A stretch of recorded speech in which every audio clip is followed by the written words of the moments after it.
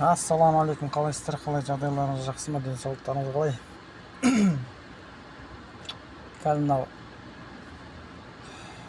магнум мәселесі әлі көтеріліп, әркім видео салып жатыр ғой жан-жақтан. Магнум ішінде адам жоқ, 156 ма точкасы бар екен. Қазақстан 150-ден көп қой вообще. Сонымен мен өзім риза болдым. Енді барлықтар айтыр, қазақша сөйлеу керек деп бірігіп жатыр. Содан мен бір оқиға есіме түсіп кетті. Оқиға есіме түскенде оны Серікжан ағамыз айтқан еді. Сол оқиға осы біздің қазіргі жағдаймен тура келеді екен. Қытай жақта ішкі Моңғолия, сыртқы Моңғолия деген жер бар екен. Сыртқы Моңғолия деген сол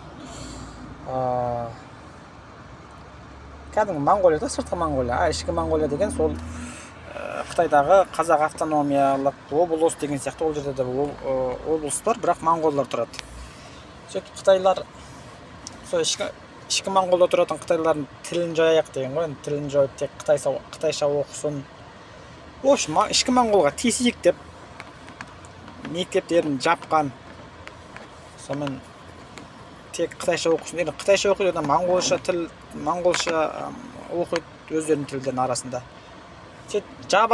Жапқаннан ертесі сыртқы Моңғолда жүрген Қытайдың барлығын сыртқы Моңғолдың халқы қуады ғой, қуып депортация жасап, нелерін магазиндерін жапқызып, бүйтіп сыртқы Моңғолияда жүрген қытайларға компаниясы бар ма, магазині бар ма, адам бар ма, барлығын қуып тығады ғой, кетіңдер бізге.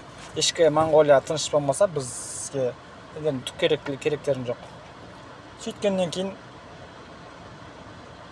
пұтына жіберген ғой, пұтына жіберіп, ойбай болды, тілдерін орындарына келтіреміз,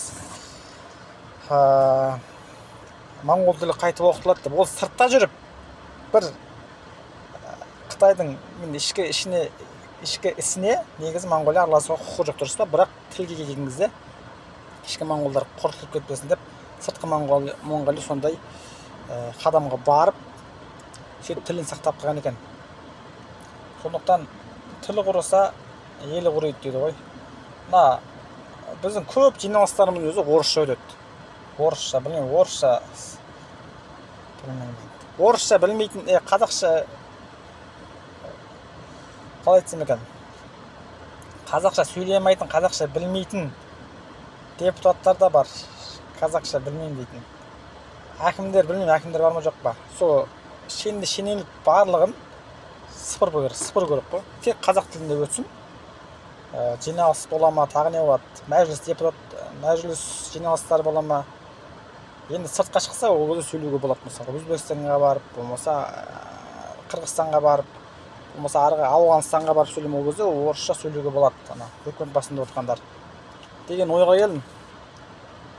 Тіліңе мықты болсаң, басқа жеріңе мықты боласың ғой. Қазақтар әйтеуір магнумға бармаймыз деп бойкот жариялап жатыр екен. Бағана әтеге бардым. Төле би мешітінің жанында кішкентай магнум бар. Кіріп көрейінші деп кірсем, енді мен ол жерге күнде бармаймын. Мен ол жерге барсам, бірден сараң адам жүрген, толып емес. Мүмкін мен сондай жерде барып қалдым ба, или шынымен адамдар бойкот жариялап бармай қойды ма. Сондай болыпты енді. Дұрыс, әр елдің өз тілі. Өзге тілдің бәрін бір өз тіліңді құрметте дейді ғой. Сондықтан тілге келген кезде біріккен дұрыс, басқа нәрседе бірігетін нәрселерде көп болып тұр. Билік басында отырғанның барлығын қазақша сөйлетуге тырысуымыз керек. Қазақша сөйлемей ме айналайын. Есік сыртынан жауып құлтап кете беру керек. Қазақша сөйлейтін, қазақ деп жүрегі соғатын, қазағым деп жұмыс жасайтын адамдарды алып келу керек. Жақсы. Бұл да енді бір қазағымыздың бір біріккен сәті деп ойлаймын. Жақсы. Еліміз аман, жұртымыз тыныш.